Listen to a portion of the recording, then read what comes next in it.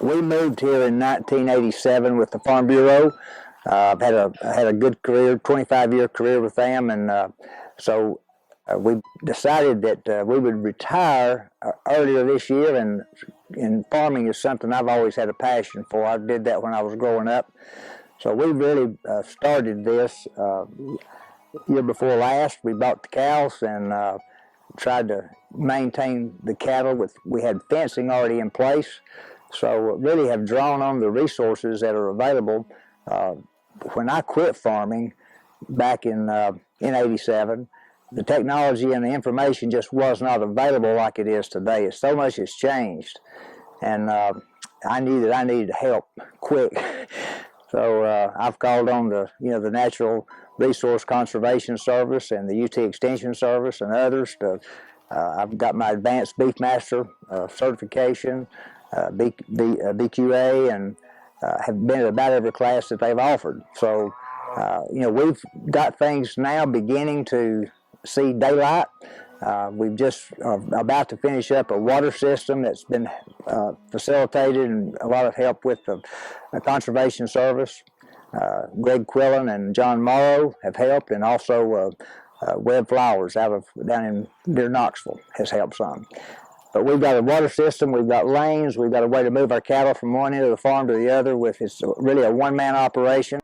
It's something I really am paying a lot of attention to. I need to work more on. It's the grass. I hope to drill some orchard grass in all my fields in the next couple of weeks.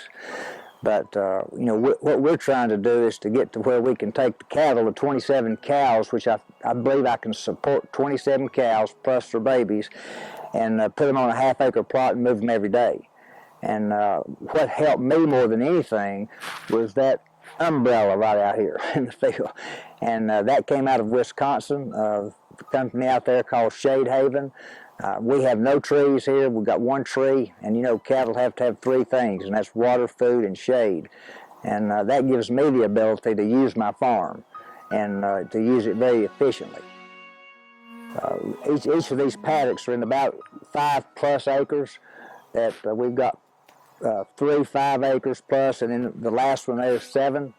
And but we've divided these up to where we think we can get 10 small paddocks, half-acre paddocks in each one of them. And the system that we are going to be using is, I've got a system. It's a reel system with electro braid.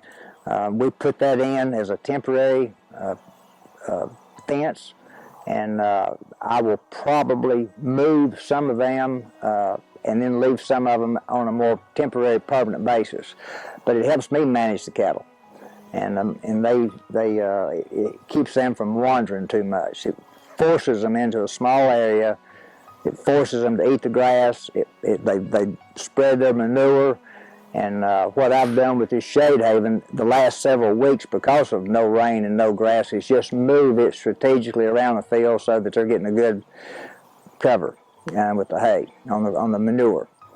And then we'll drag the fields, and the information that I've been getting from the Natural Resource Conservation Service is soil, the soil health. And we've put some enzymes on there, and what we're trying to do is to build the quality of the soil and get our grass cover, a cool and hot season grasses, so that it can make a much thicker stand of grass for the cattle. What we did on the backside of the farm, we did that probably 3 or 4 years ago, and part of that was to keep them out of the creek.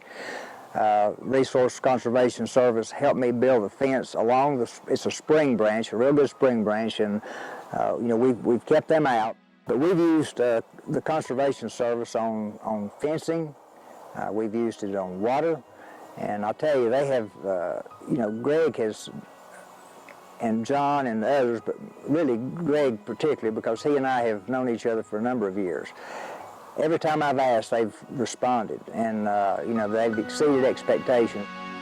I'm very proud of what we've done here, and it's not I've done, it's we've done, because I sure didn't have the knowledge to do it without them.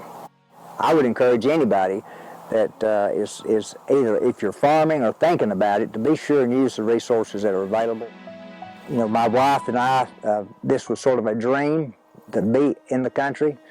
We bought this property in 2001, and had been idle and not abandoned, but the folks had passed and nothing done for several years. So we've made a 18-acre investment turn into about 40 acres and a home, and our family, our children and grandchildren really enjoy coming out here. So this is the way we want to finish up the book, our book.